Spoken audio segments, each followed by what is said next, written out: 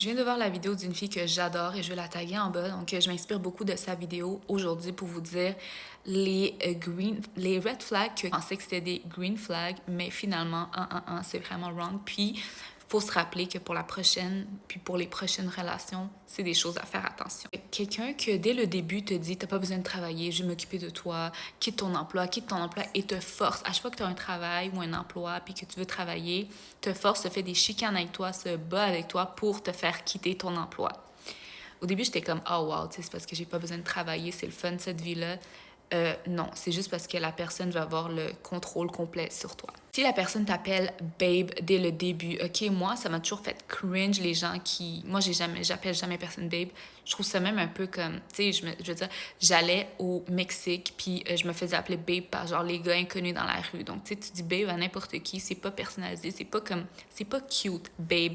Puis là, s'ils le font dès le début, là, et ça aussi, c'est vraiment un gros red flag. S'ils veulent te voir à tous les jours, puis tu viens de le rencontrer, puis là, il fait des plans avec toi à tous les jours, c'est un gros red flag. Même si au début, c'est comme, oh mon Dieu, c'est trop cute, il me voit à tous les jours. Non, c'est vraiment parce que comme il devient genre obsédé par toi dès le début, puis il veut comme t'avoir, là.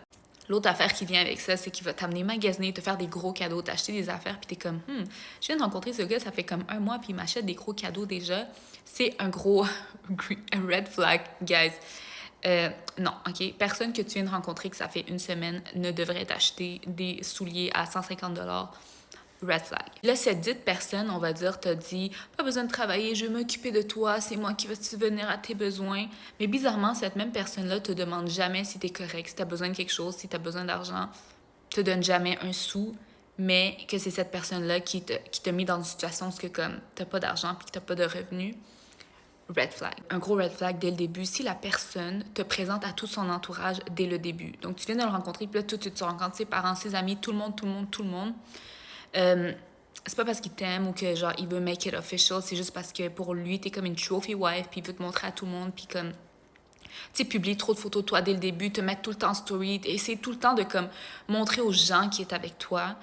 Dès le début c'est un peu too much puis c'est vraiment souvent toxique puis c'est juste parce que dans le fond, il te voit comme un prize. Faire des gros projets d'avenir avec toi. Donc, dès le début, te dire qu'il veut des enfants, il veut se marier avec toi. Ça, c'est un peu du love bombing, mais aussi très, très toxique parce que dans le fond, c'est juste pour comme manipuler ce que tu penses de lui puis tomber plus facilement amoureuse de lui. Tu tombes pas nécessairement amoureux de cette personne, mais tu t'attaches vite puis tu t'attaches aux idées, ok? Ça m'est déjà arrivé, c'est que je m'attachais aux idées que la personne me faisait de comme un avenir qu'on aurait pu avoir ensemble, qui est juste jamais arrivé, mais que comme, tu sais, j'avais toujours cette idée de